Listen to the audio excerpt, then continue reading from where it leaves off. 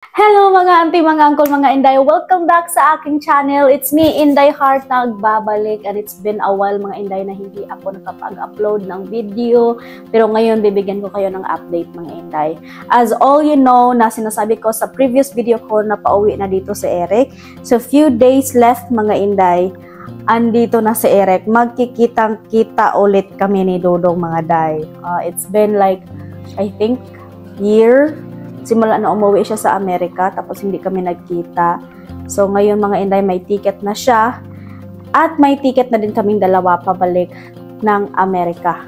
So galing pa ako ng Hong Kong mga inday, at kakauwi ko lang kagabi. Now this year I was able to travel in Korea, Thailand, Hong Kong, and Macau. So sinulit ko muna yung pagkakataon mga inday na andito pa ako sa Pilipinas before ako magpunta ng Amerika. Ang dami-dami kong sasabihin sa inyo mga inday, pero excited akong sabihin sa inyo na pauwi na dito si Eric, and in God's will, sabay kami papunta ng Amerika mga inday. At honestly, in my perspective or my feelings mga inday is I'm not really excited na baguhin yung environment ko, na tumungo ng Amerika, doon na manirahan. I'm not that totally happy. At the same time nga mga inday, parang kinakabahan ako kasi I never been to that place.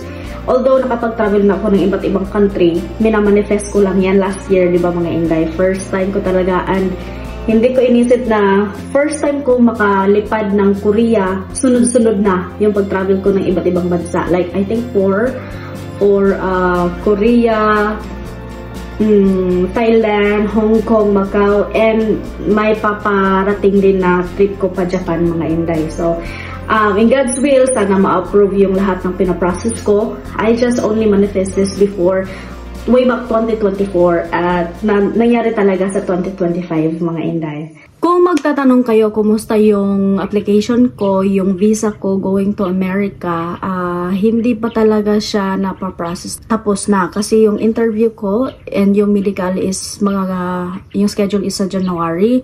Pero yung agency ko naman po mga inday, sinisigurado nila na talagang tuloy-tuloy na yung processing, at kaya nag-book na din si Eric ng flight naming dalawa going to America. So, the same time, hindi ako talaga masaya mga inday na iwan yung kinakalihan, yung environment ko dito kung saan ako lumaki. But at the same time, I am happy na bago yung environment na makikita ko. But anyway, hindi pa naman yan nangyayari, no? And pinapaubaya ko muna yan sa Panginoon kung ano man yung purpose ng buhay ko na makasama sa Amerika. So, yun din yung purpose namin ni Eric. This time na pag-uwi ni Eric mga inday is kukunin niya na ako at sabay na kami pupuntang Amerika. So, buti na lang may kakilala ako doon mga inday. Nung nag-travel ako sa Thailand, may couple akong nakisabay. Yung agency na kinuha ko mga inday na nag-travel ako sa Thailand ay si Mamala Travel. So, very smooth, like very ma-recommend ko talaga siya na agency sa inyo mga inday, kasi siya na ang bahala sa transportation, sa airfare, sa hotel accommodation. Tapos grabe, morning, snack, lunch, dinner, unlimited na kain yung ipapakain nila sa iyo mga inday. And super ma-recommend ko talaga siya kung gusto niyo mag-tour international or gusto niyo mag-tour kung saan-saan. Nasa description box yung information nila. Pwede niyo silang tawagan through Facebook or through number. So kung pupunta man kayo sa mga may visa na countries, sila na din yung bahala sa iyo mga inday. Very smooth and very very nice talaga, lalo yung mga tour guide nila. Tapos ang gaganda ng mga hotel. So I can recommend that kung gusto niyo mag-travel mga inday. Ang dami-daming nangyayari mga inday na halos hindi ko na maisa-isa kung ano talaga yung mga pangyayari. But lately, during sa mga calamities dito mga inday na nangyayari, yung lindol, yung baha, nabahaan din ako mga inday. Tsaka simula nung September, nag-iba yung content ko, or I finally found my niche talaga mga inday na tumutulong sa mga tao. So hindi man ako mayaman, hindi kami ni Eric, hindi kami mayaman mga inday, but we have this ministry na noon pa man, since we started seeing each other, may ministry at may mga tao na din kami mga tinutulungan mga inday. Pero hindi lang namin focus na i-vlog.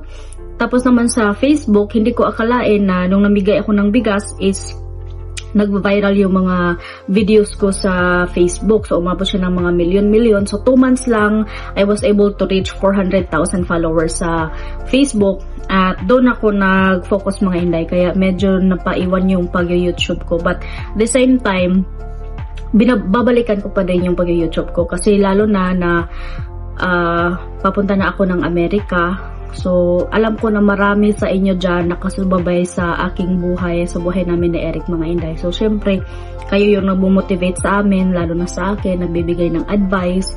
Kasi sa Facebook mga Inday, maraming marites maraming mga judgmental. So, hindi ko masyado sinishare sa Facebook yung relationship namin ni Eric. Dito lang talaga ako sa YouTube mga Inday. So, si Eric is sobrang busy din. So, nung nasa Thailand at saka Hong Kong ako mga Inday, hindi kami, parang yung time na magkausap kami mga Inday is nag-iiba. Kasi iba yung time. Hindi na rin kami masyadong nag-uusap, nagchichika-chikahan. Tapos, honestly mga Inday, ngayong pagdating ni Eric, ilang araw na lang, parating na si Eric mga Inday. Pero, iba yung pakiramdam ko, hindi katulad dati na, so excited ako, masaya ako. Ngayon mga Inday, honestly 6 days na lang, parating na si Eric dito, pero hindi pa rin siya nakapag-impake. Ako din dito mga Inday, andito kami ngayon sa San Remo again. Pero ibang building, nasa building 4 kami, dati nasa building 2. Ayaw kasi ni Eric mga Inday na maghanap ako ng ibang matirahan. Gusto ko naman ng iba, doon malapit sa, syudad, para iba naman yung aura, iba naman yung environment namin. Pero ayaw talaga ni Eric mga Inday. Mas gusto niya dito sa San Remo. Pero na-surprise kami mga Inday. At saka ang laking save namin sa unit na ito na tinirahan namin ngayon. Kasi nung andito pa si Eric last year, may na-meet kami ng Black American din. So naging friend namin ni Eric mga Inday. At ito yung unit niya. Nasa Amerika siya ngayon. At walang nakatira dito sa unit niya. So, sinubukan ni Eric na mag-contact sa kanya kung pwede ba kami na dito mag-occupy. So, since naging close friend na sila ni Eric mga Inday, so binigay lang niya sa amin. 4 months kami magstay dito mga Inday. So, binigay lang niya namin ng 5,000 a month. So, grabe nakasave kami. Tapos, yung babayaran na lang namin ni Eric dito is yung parking space, which is 4,500 a month. Tapos, grocery, tubig, kuryente. Yan lang yung babayaran namin mga Inday. Kasi binayaran ko na lang yung may-ari nito ng full amount para hindi na kami ni Eric magsabi na, ito yung bayad, ganun mga Inday. So, tinanong ko si Eric, it seems like we are not that much super duper excited to see each other. Bakit kaya mga Inday? Bakit kaya pakiramdam? Or maybe in my end, I was maybe sa end ko mga Inday, parang naging masaya ako ba na pumupunta sa mga lugar, ganun, nag-tour, learning their cultures and, mga lugar, iba't iba ganyan mga Inday. Tapos, parang sa Eric din, parang hindi siya so much excited. Kasi kung excited pa, sus ko, dati pa yung mga Inday, 1 buwan pa lang, kompleto na yung gamit niya, naka-impake na yan. Pero ngayon, hindi pa din siya naka-impake. 5 days or 6 days na lang ata, magkikita-kita na kami. Sabi ko sa kanya na, Dong, huwag ka nang magdala ng maraming gamit. Kasi may maraming man siyang gamit dito na iwan sa Pilipinas, mga Inday. Dinala ko yung isang malaking bagahe niya, lahat yung mga gamit niya, mga Inday, yung mga sapatos niya, mga short niya dito. Tapos, diyan ko na lang ilalagay yung yung mga gamit niya. So, dito sa sinastayan ko ngayon mga Inday, ito yung kwarto niya. Tingnan niyo, So, for the meantime, na wala siya dito muna ako matutulog. Tapos, yung kabilang kwarto ko, ito ko kayo mga Inday. So, yung mga unit dito sa San Remo, same lang naman. Pero nasa pag-design lang niya ba? Ito, simple lang ito na unit mga Inday.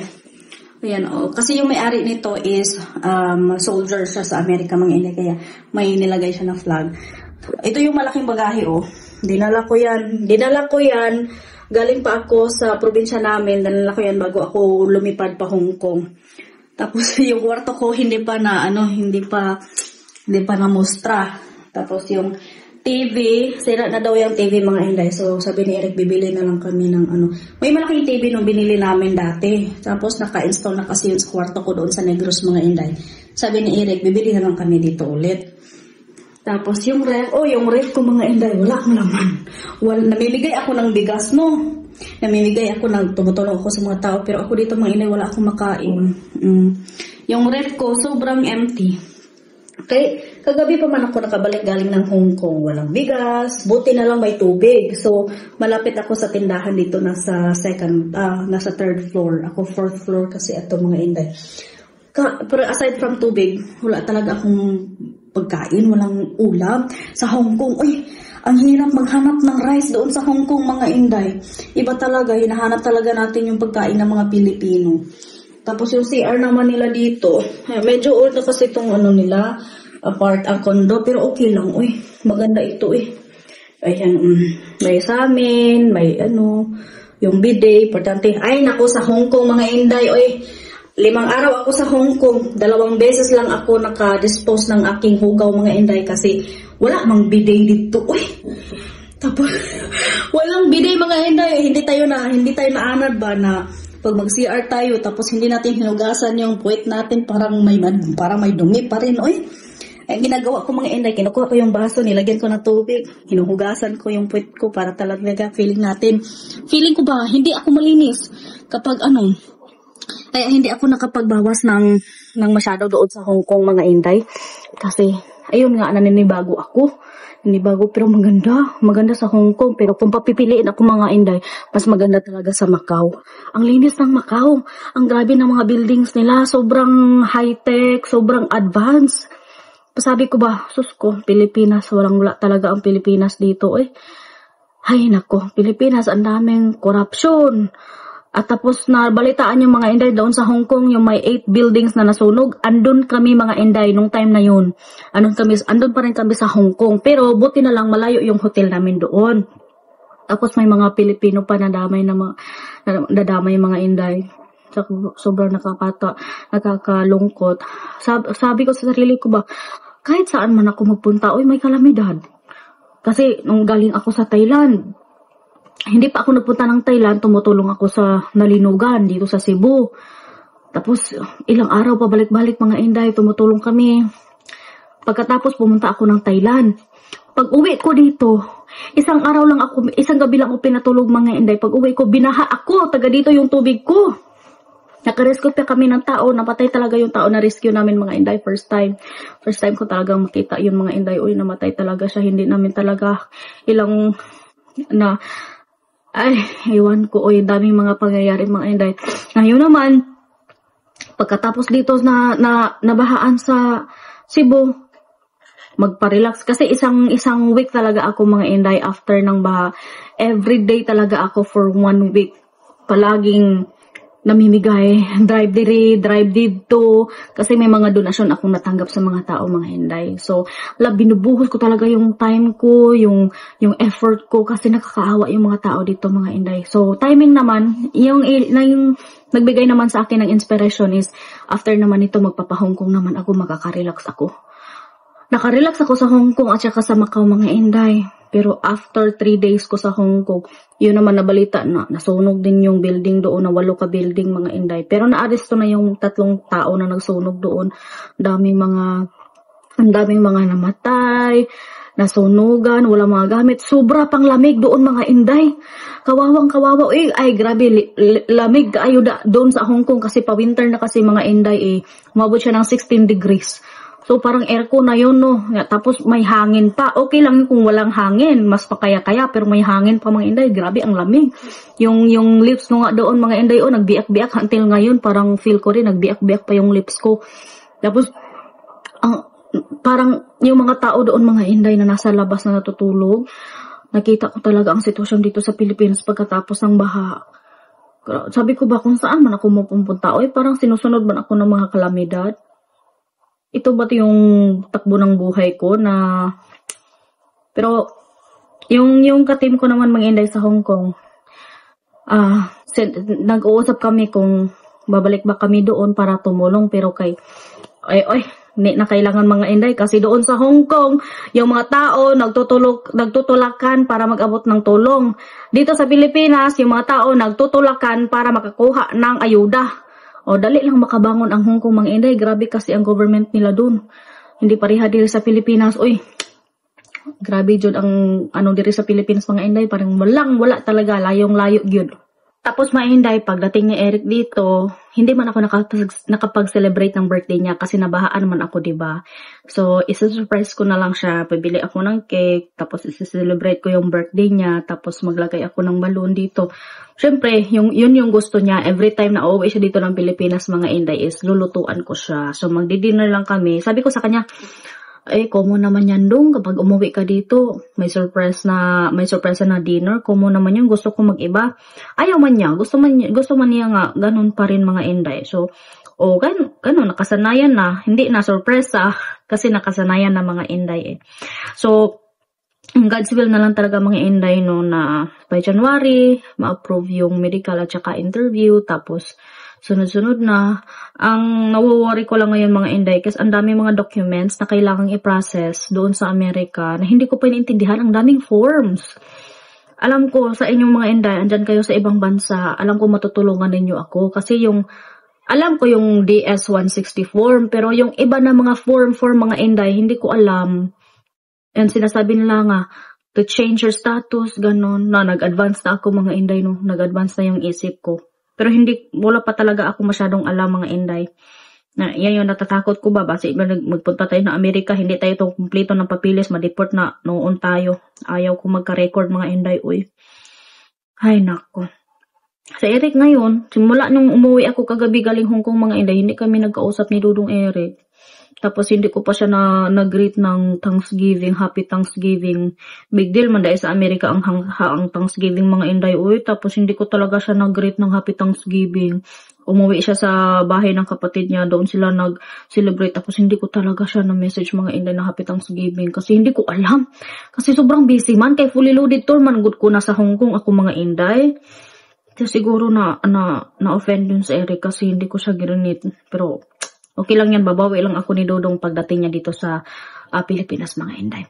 So, nagugutom na ako kasi wala pa akong pagkain mga inday. Nag-order ako online. Sana umabot na yon. So, mag-exercise muna ako dito mga inday. Mag-stretching muna ako. I-update ko kayo mga inday sa susunod na pagdating ni Eric at saka susunod din ng takbo ng buhay namin or ano mga pangyayari. I'm always here para sa inyo mga inday magbigay ng update. Thank you so much po sa pag-subscribe, pag-follow sa aking Facebook, Inday Heart, at sa suporta po ninyo, mga advice at mga opinion po ninyo. It really matters to me po. Nagbabasa po ako ng comment, ma-negative man or ma-positive. Thank you so much po sa inyong suporta and ingat po kayong lahat. God bless.